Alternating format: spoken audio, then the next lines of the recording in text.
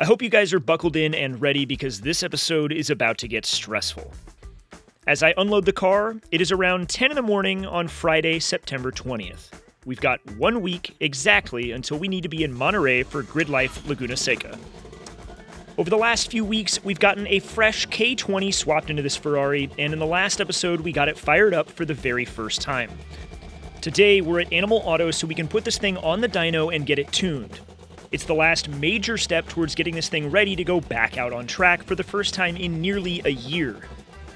In an ideal world, we'd have had this done months ago with plenty of time for testing, but we've hit a number of snags, almost all of them completely outside of my control, so at this point, we're focusing on better late than never. The purpose of putting the car on the dyno is to get it tuned and make sure that it's safe to run, or in this case, to really lean on. We don't want to blow it up because we didn't have enough fuel or wash it down because it has too much, and we want to make sure all of the systems are working effectively together. So we got Mike's Ferrari in for a new recalibration. We have a new engine here and a new turbo, so that's going to require a little bit of work on the hub dyno. I'm excited that it's back and it's in full swing. So yeah, we're going to definitely get this thing on the dyno and running up some numbers like simulating load and seeing if the ECU jives with everything that's going on, and we'll keep her alive. So let's get started. I like what you did with the thing. Alright, let's do this. The tune that we had on the car prior would work reasonably well if the engine was still a 2.4 liter, but because we've dropped our displacement down to 2 liters, we need to start over. Also, with the fact that we have a brand new fuel system and a new turbo, it's just responsible to start fresh from square one. But, as said, it is a fresh brand new motor, so we're not going to dive straight into it. We need to bring it up to op temp first. It's a fresh engine, right? So let's break it in for like the first 30 minutes, huh?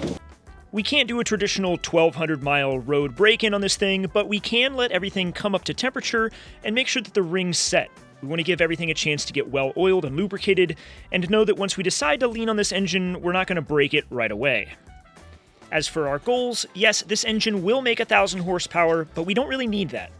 I think aiming for that 600 to 700 wheel horsepower figure that we had before is more than enough to see what this car is made of, and I think it gives me room to grow into the car with more room to spare.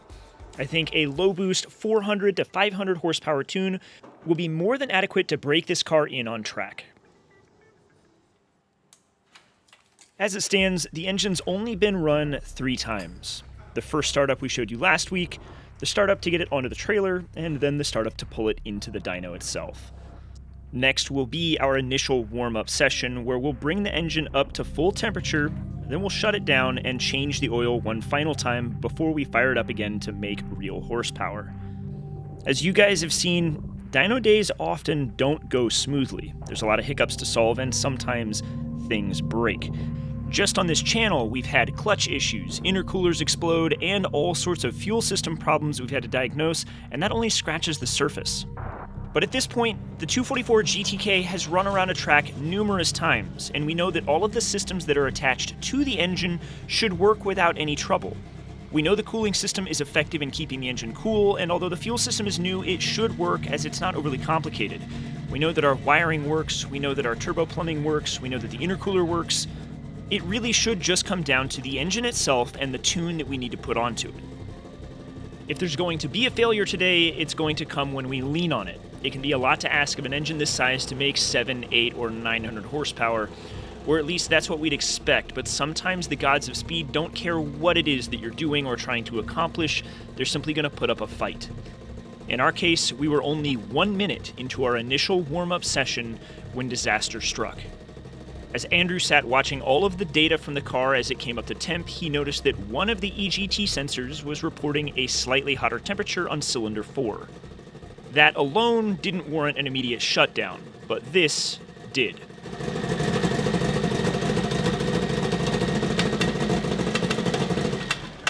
What is that? What is that? Am I crazy? The knock sound that you just heard? We tried to convince ourselves that the sound came from outside the car and not from our new engine.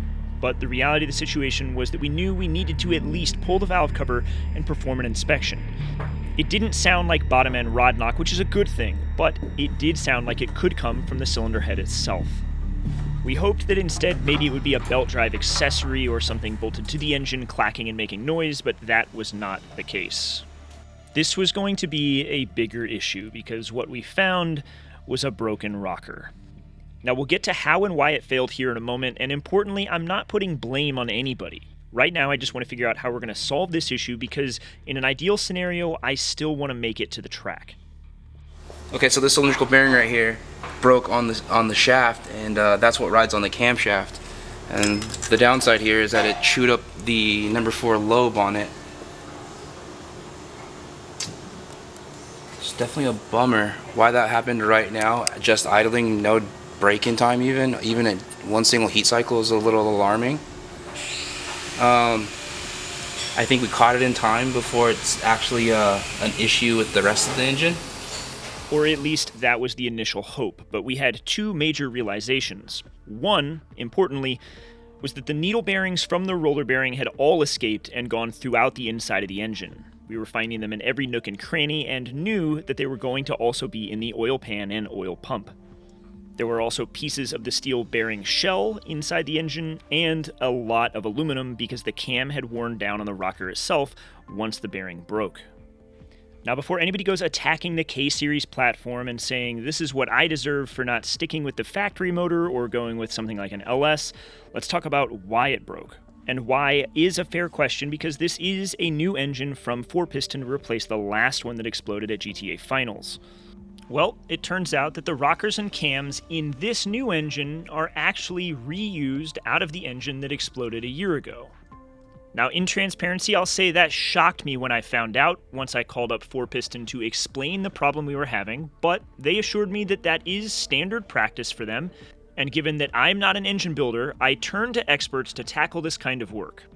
I also trust that what they send to me will be fit for racing, and this engine should have been. In this failure, the deduction is that there must have been some form of fatigue, fracture, or crack that wasn't caught during the inspection process when this cylinder head was initially put together. This is, I'm promised, an anomaly and should just never have happened, simple as that. There was, of course, some hopium at play, imagining that we could fish everything out of the top end of the motor and put this thing back together with a new valve train, but it wasn't long before we realized this engine needs to come out and be disassembled. There's no way we can safely run this thing any further without risking a catastrophic failure. This is, of course, where we could just get upset, mope, or throw in the towel, but that's not what I'm prepared to do. The obvious next step is to get the car off the dyno and back to the shop and put together a real game plan. We still have 6 full days to work with before we need to hit the road to make it to Laguna Seca in time for GridLife to start. The answer won't be as easy as simply swapping a new head onto the engine because, as said, the bottom of it's full of parts and pieces now. It's all got to come apart. But that doesn't mean we can't come up with a solution that will put us back on track and turning laps just 1 week from now. If there's one thing I don't do, that's quit before I absolutely have to, and in my eyes, this is enough time to completely rebuild this car if I truly need to.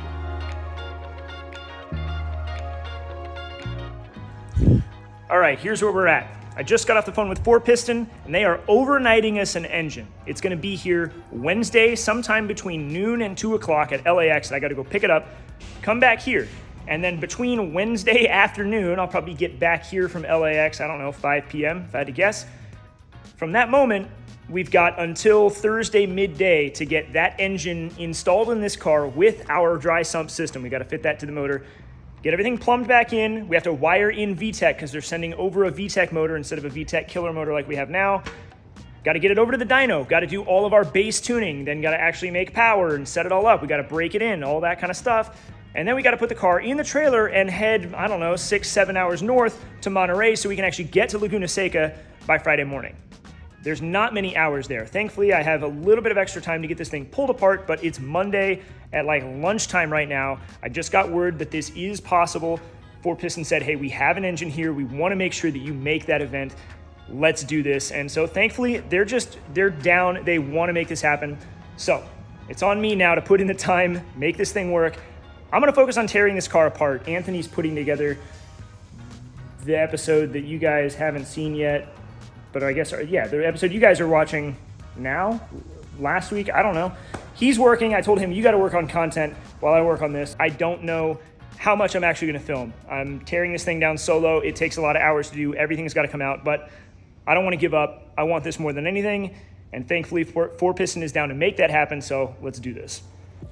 It is a bummer to be in this position, to be thrashing and scrambling to rebuild the entire car with so little time left before our event. But before anybody goes and harasses Four Piston with respect to the failure that we just encountered, please just remember that sometimes stuff happens.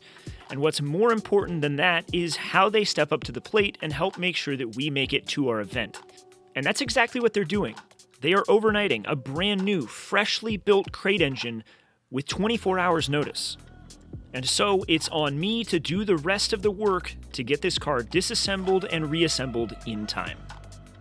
Off camera, I pulled all of the accessories off of the K20, including the dry sump system.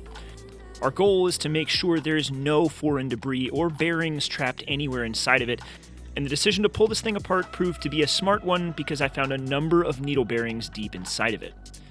Now, in their defense, there are screens in place that would prevent these bearings from making their way to the pump, but a lot of steel and aluminum debris can and did make its way past.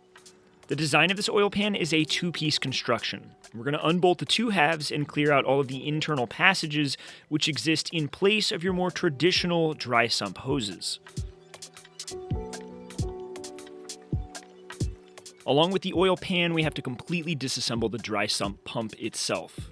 Because this is the heart of the engine, and without it, the engine simply will not work, we've got to make sure that as we take it down to its core components, we keep track of everything. Every piece of this has to go back together in the correct order and fashion, or we won't be circulating oil effectively once it goes back in. It's even tougher to do all of this without any sleep, but I knew if we wanted to accomplish our goal of making it to Laguna Seca by the end of the week, sleep would have to fall by the wayside. We'd have to be pulling all-nighters in order to get this entire job done. It became an all-out thrash in the shop, from Monday afternoon all the way until Wednesday when the engine was supposed to arrive. And realistically, that only gets us to the 50-yard line. There's still an engine to put together and then an entire car to reassemble once we get that done.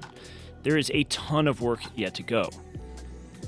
All right, so it's been 24 hours since I've last seen Mike because I had to put together the last episode. Hopefully you guys liked it. Let's see what he's been up to. What is going on? Oh, man. All right. What is going on? I don't even know anymore. Currently rebuilding oil filter housing. Got it all pulled apart. Just trying to make sure there's nothing hiding in there. I actually just finished up rebuilding the oil pump, so I had to disassemble this whole guy, clean it all up. Again, just make sure we got no contaminants, kind of got all lubed up and whatnot, so it should be ready to go. And then, yeah, I've just got, like, everything's all torn apart, so all of our accessories are off the old engine. Most everything's kind of laid out here, water plate, oil lines. I took apart the oil pan, so I finished cleaning up this guy last night. I shot a little bit of video that we'll cut to here in a minute, but just, again, really wanting to make sure I'm as thorough as possible. No metal pieces anywhere in this new motor, especially making sure there's no needle bearings hiding anywhere. But otherwise, I think it's all going pretty well. Is it organized? No, but everything that I need to put on our new engine is here. Oil lines are all cleaned out for the most part. I'm going to give them all a second pass just to kind of make sure. Again, I'm like paranoid. It takes one little speck of metal to take down an engine. So we're going to clean them out one more time, but otherwise, yeah, right now it's just get this filter put together. I've got new screen elements that we got to put in. So I got some of this stuff. And yeah, I guess the other side of it is, to be honest, like, I don't really know what I'm doing. I mean, I do. I know what I'm doing, but I don't know what I'm doing, you know? Sometimes you just kind of wing it. I don't know how this thing comes apart and goes together. I can certainly figure it out, but we'll get it. It's just a matter of keep the pedal down. We've got roughly, let's see how many hours. We've got, let's call it 10 hours, give or take, maybe 11, maybe 12, before our engine lands at LAX, and I'll have to stop this, head up north, and go pick it up, come back here, we'll pull the all-nighter, We'll get it all together. I'm in the middle of talking to Andrew Molina right now. He's going to have the dyno ready for us tomorrow morning. There's really no extra time. We're going to dyno it and then leave from the dyno to head to Monterey. But technically, I think we can get this done, so let's see if it happens. And so for the next few hours, the cleanup continued. All we can do at this point is to clean everything in an attempt to make sure assembly of the new engine and installation go as smooth as possible. It sounds silly and I don't want to make too big a deal out of it, but at this point, every single hour matters. As it stands, there should be enough hours to finish the job and make it to Laguna Seca for Friday's practice sessions. But if we have to, we can nix Friday and show up Saturday morning. 3:51 Wednesday afternoon. So let's call it 24 hours before we, at the latest, kind of need to be on our way to Laguna Seca. Heading to LAX, pick up our engine. It'll probably be realistically a 4-hour round trip to go get it and come back, maybe 5, depending on how long they want to do their stupid, annoying office clerk work, but we'll be back. Honestly, it'd be a pretty big blessing to be back by 9 o'clock, 8 o'clock, 9 o'clock, somewhere in there. So, I don't know. We'll just see how it goes. We got to get it either way. If we're back at midnight, we're back at midnight, but we'll get it going. All right, hold the fort down. All right, catch you later. Bye! And so begins the drive to LAX, and this is where things begin to get complicated.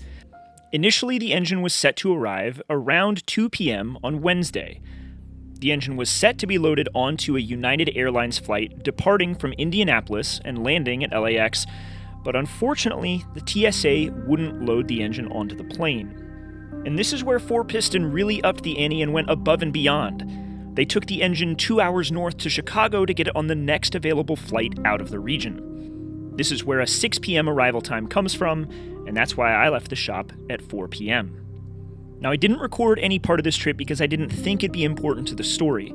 I figured I'd be back at the shop in a handful of hours, Anthony would be waiting, and we'd continue recording as we unloaded the engine.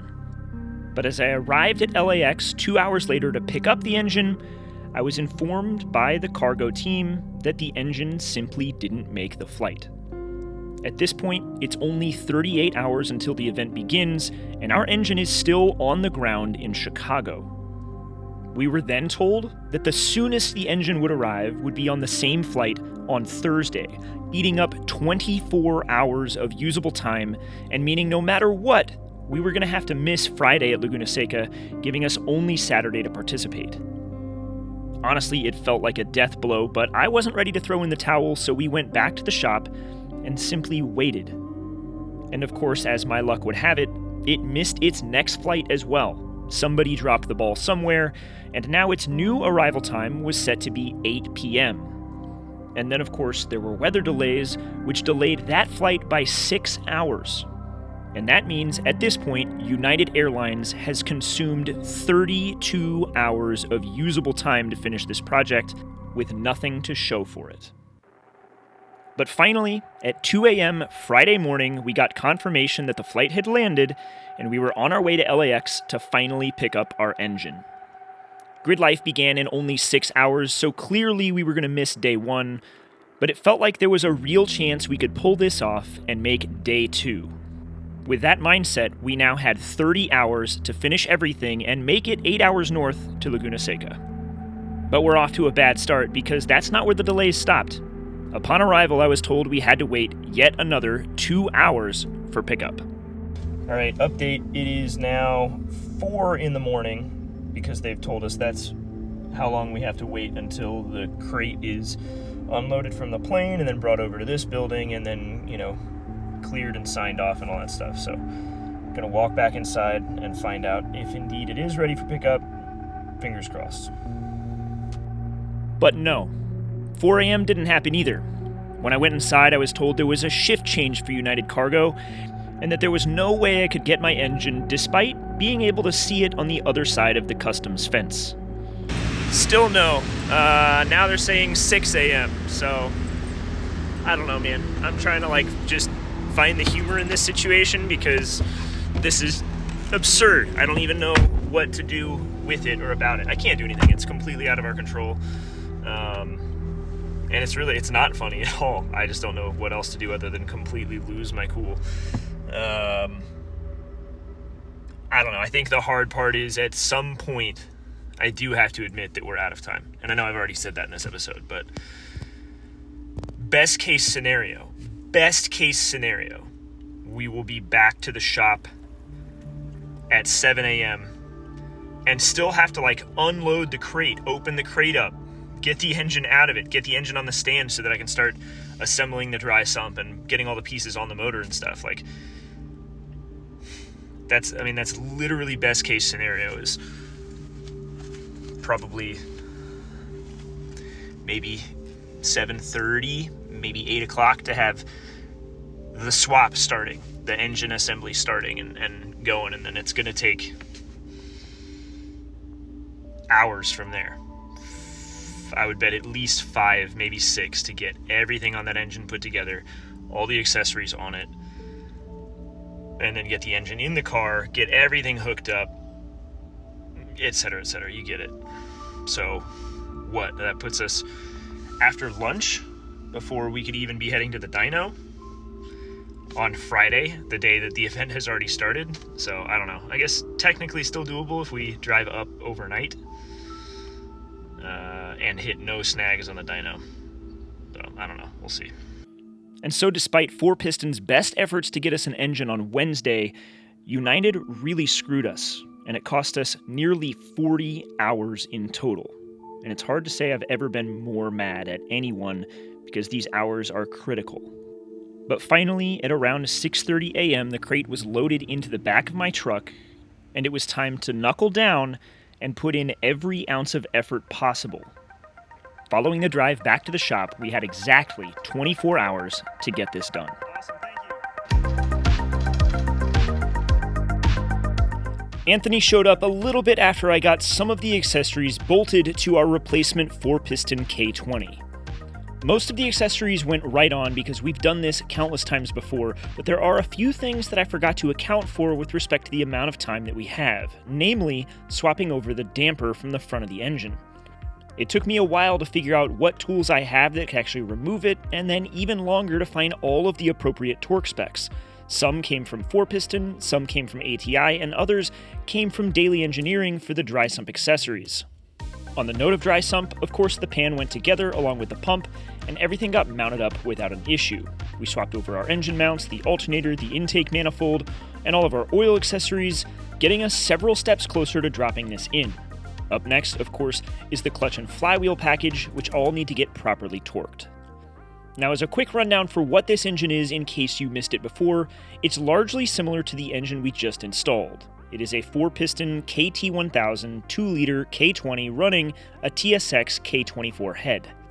The only meaningful difference in this case, aside from being new bottom to top, is the fact that this engine is a VTEC equipped motor. We knew that would be the case before it arrived, but regardless, my car has never been wired up to run a VTEC engine, so we're going to have to tackle that too.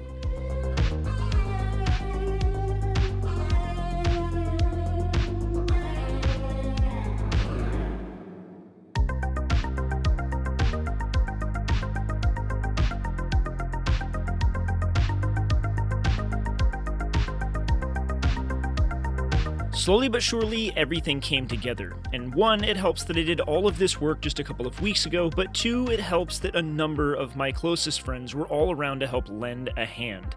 I don't know that I could have gotten this done in time by myself. It's a reminder that not only is it important to have the right tools for the job, but it's important to have the right team. And right now, the MVP of that team is once again Andrew Molina.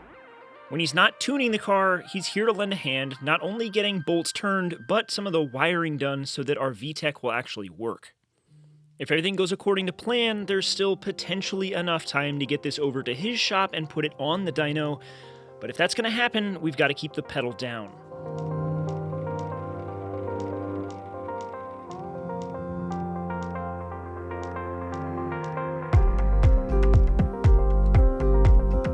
In order to make the VTEC work, we've got a sub-harness built up by Ryan over at Rywire.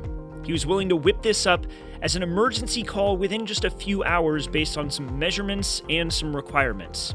It can power not only the VTEC solenoid, but a VTC solenoid, and it gives us an intake cam sensor so that everything can work properly. Between being a wiring guru and a diehard Honda enthusiast, Ryan was able to knock this out with ease, and now it's on Andrew to get it both hooked up and set up within our Haltech Nexus R5 ECU. Meanwhile, Josh and I chipped away installing the axles, getting the driveline filled up with fluid, getting the exhaust manifold installed, and then the turbo, and all of the associated plumbing.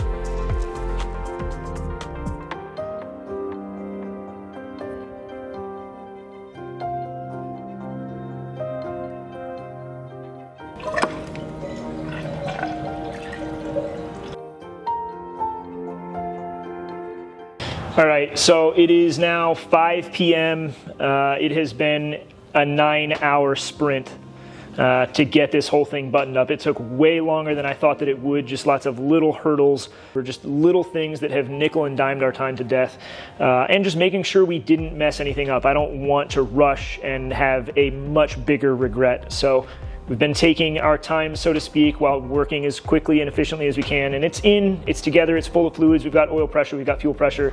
It's ready to fire up. I don't know if we're gonna have time to tune this thing and actually drive it at Laguna Seca, but either way, we're gonna go and it'll move under its own power. And that's at least something. So here we go.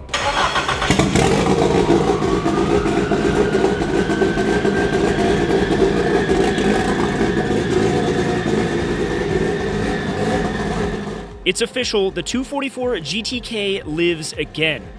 But at this point, we've only got 6 hours to finish everything else on our list before we have to hit the road if we want to make it to GridLife Laguna Seca before the event begins on Saturday morning. And even though it runs, there's still a lot of small details. The car needs to be nut and bolt checked. We've got to get the axles torqued down to spec. We've got to bleed the clutch. And the list continues. Honestly, it feels like it goes on and on no matter how close we're actually getting to the finish line. Andrew's working diligently to make sure that the car fires up and idles properly and can be driven around, but at this point, it's a crapshoot about whether or not there's even enough hours left to make it to the dyno. And that is where one of the most challenging decisions of the entire week comes into play. At this point, we knew if we go to the dyno, we're rushing it, and that's not how this should be done. At this point, we should be proud of our accomplishments and call this finished. All right, so the car officially runs, and it's got at least kind of like, I wouldn't call it a base tune, but some level of like, it can move around, it can drive around. And I'm in this terrible place between feeling victorious and like a failure, because I want more than anything to drive my car tomorrow. I want it so bad, and I'm not going to get that. I'm not going to have it. And I don't think that it's my fault. And I wouldn't say that it's anybody's fault. It's just not enough time left. We'll blame United. We'll blame the shipper. It's definitely their fault. If we'd had this engine 2 days ago, we'd have been in the clear. If we had 6 or 12 more hours, we'd be in the clear. We'd have plenty of time to tune it. But at this point, it's, I don't know, what time is it? It's 7:30 p.m. It's a probably 8-hour drive up north, including gas stops and stuff. And we got to be there in the morning if we're going to drive. And so, there's just not enough time to tune the car and still get there. There's not enough hours left in the day. The dyno is, from this moment, an hour of loading the car up and getting over there, and then we'd have to get on the dyno, and we just ran out of time, not wanting to rush this and make a mistake. And I'm happy that it runs. I feel like we did everything we possibly could. I don't think we left anything on the table, but I still want a bit more. I want to drive the car. I know we can drive the car next week. We'll come back and we'll tune it, and it'll be no time before we're out on track. The car is done now, but I want to drive it tomorrow. Regardless, we're going to load it up. We're going to head to Monterey. We're going to show up with the car. I think the car deserves it. We deserve it, and our fans do too. So let's go enjoy what we can of the weekend and try to get a little bit of sleep.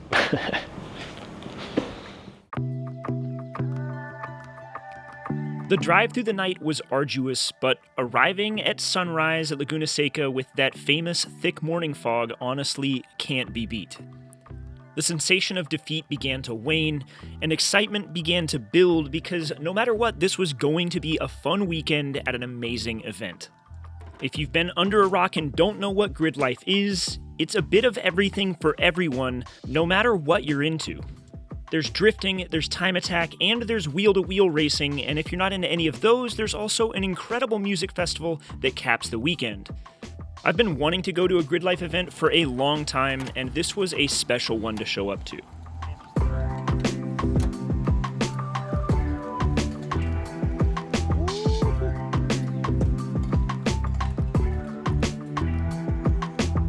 All right, it's 7:19 in the morning. We made it.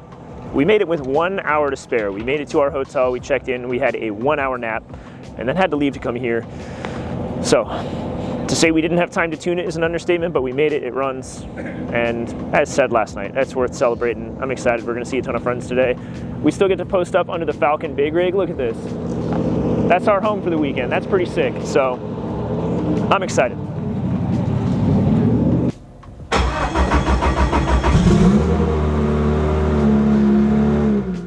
And I know a lot of you will say, why go through all of this effort and drag the car all the way up here if we're not even going to drive it around the track? And honestly, that's a fair question, but the answer's simple.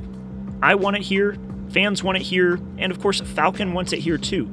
This is one of my first really big opportunities with Falcon, aside from just having them as a tire sponsor. And with the support they've shown me, there's no way I was going to throw in the towel and not, at minimum, show up with the car that I said I would.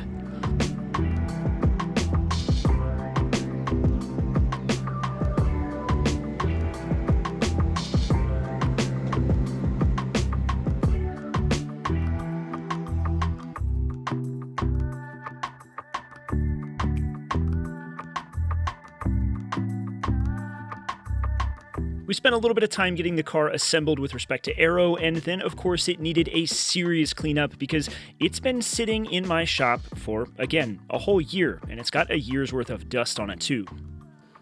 After getting it cleaned up, it wasn't long before familiar faces, friends, and fans all started to show up. The gates to GridLife opened, and as hoped, the 244 GTK was an immediate success. There's a lot of folks that have never had the chance to see this car in person, but have spent countless hours watching these episodes here on YouTube. And so, while they enjoyed the car, I spent a bit of time hanging out with friends, both new and old. Plenty of them I don't see nearly as often as I wish I did, and GridLife was the perfect excuse to run into them once again. And then, of course, there's the time spent walking around the paddock, seeing all of the amazing machines people brought, and sitting atop the corkscrew, watching some of the on-track action. One of the highlights of the weekend was my 2 laps with my friend and shop neighbor, Formula Drift driver Dylan Hughes.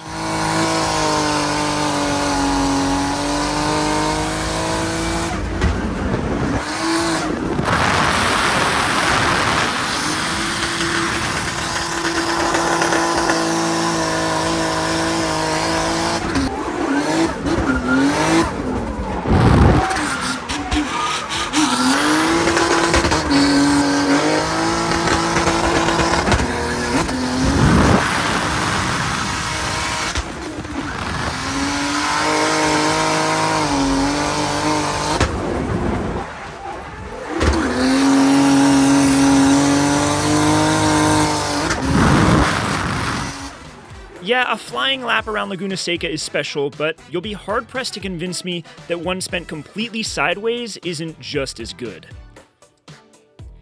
In the afternoon, we spent a little bit of time at the Falcon booth, signing stickers and greeting fans, all of which were kind enough to support us, and after all, that's the reason we're here. I probably don't say it often enough, but without the support of you guys and even just watching episodes like this, we wouldn't get the chance to do any of this, period.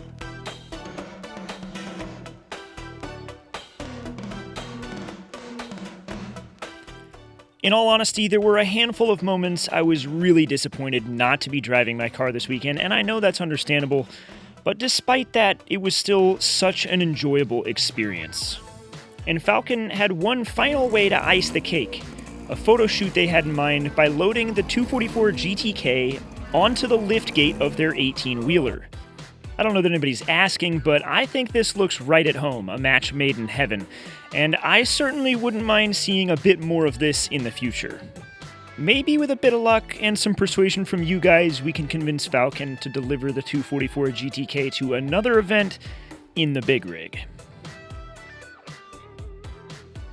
Honestly, there's a lot I could complain about from the last week, but in some roundabout way, I kind of enjoyed the challenge. It was a reason to push, and it gave me something to focus on, and ultimately, although I didn't get to drive the car, it is done. It's ready to run, and it's time to get it back to the dyno.